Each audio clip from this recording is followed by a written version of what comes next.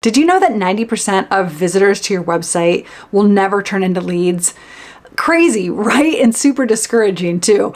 Don't worry though, we're gonna fix that. In this video, I'm gonna walk you through the strategy behind a website lead generation funnel. The key to turning your website visitors into actual clients. So if you're tired of people landing on your website and not doing anything, not taking action, this video is for you. Stick around because by the end of this, you're gonna know how to guide your visitors from just looking to let's work together. Hi there, I'm Alli, and I help entrepreneurs like you elevate your brand and online presence so that you can connect with your dream clients quickly and confidently, and ultimately make more money in your business. And one of the best things you can do to be making money specifically from your website is to be implementing a lead generation funnel.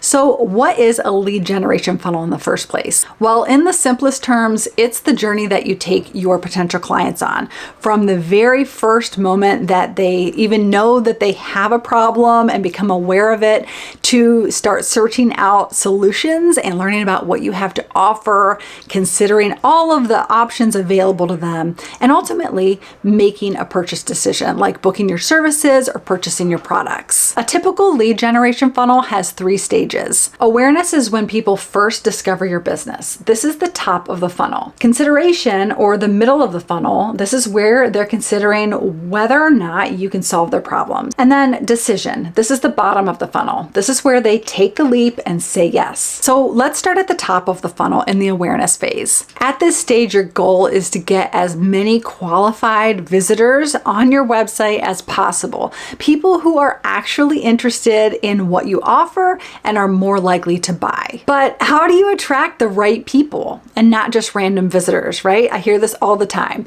So let's dig into how you do that. The first thing to do is to have a content strategy. You want to be putting content out there that's valuable and that your audience cares about. This could be YouTube videos like this one, or a podcast or blog post, or even engaging social media content that's helpful and makes you visible. The second thing that you need to have all set up is a lead magnet. So once you start attracting that audience and they land on your website, you have a download available for them to get in exchange for their email address. So that could be something like a PDF or a checklist or a quiz or some templates. The third thing you can do at this stage is to work on collaborations and partnerships. When you partner with other businesses or influencers in your niche, you're going to help really expand your audience. So you can do things like guest blog post writing or co-hosting webinars or collaborate on social media. This not only helps expand your reach, but it's going to lend credibility to your brand as well. Now let's move on to the middle of the funnel. This is the consideration phase where you really need to nurture your leads. They've already shown interest, but now is when they're going to consider if you're the right one to hire. Email marketing is hands down one of the best ways that you can nurture leads. You're going to want to set up a series of emails to go out to your audience that continues to bring them free content and value. Over time, as you provide that free, valuable content, you're going to be keeping them engaged with your business and building trust. So you can keep them engaged as you send them more content like webinars and free resources, and lead them to other blog posts and videos that they're going to be really interested in. The idea is to get them to stay and keep watching what you're doing and learning from you. You can also send out interactive content to your audience at this phase. So things like polls and surveys. These are going to allow them to really assess their needs. And it's also going to give you feedback on what kind of content that you need to be creating, what kind of offers you also need to create, and what their pain points are. This two-way interaction can really help deepen their connection with your brand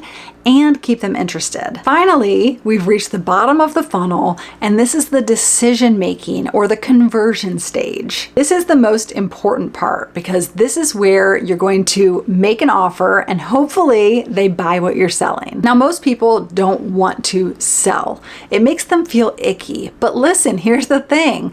If you don't tell them what you have to offer, then they definitely aren't going to buy, right? So you have to let them know what you bring to the table. Whether it's a service or a product, you need to be crystal clear about the benefits that they'll receive by working with you or using your products. This is also the phase where you're going to bring in the big guns. You're going to start talking about your testimonials and your case studies and all of your success stories. You want to show them the real results that you can help them achieve as well. Lastly, make sure that your call to action is super clear and obvious as to what they need to do to work with you. Then, once this funnel is all up and running, don't stop there. Now it's time to refine it.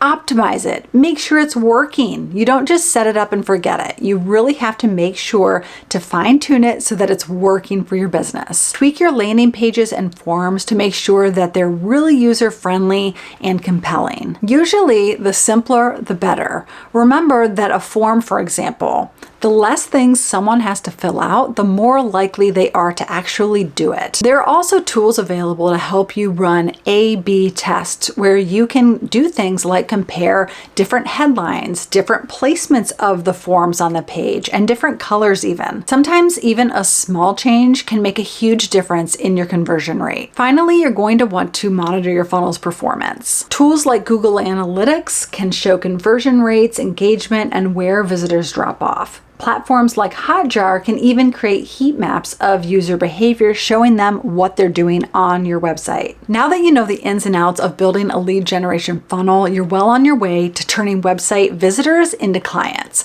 But what if you don't have a funnel set up yet? Where do you even start? Let me point you over to this video where I'm sharing just that.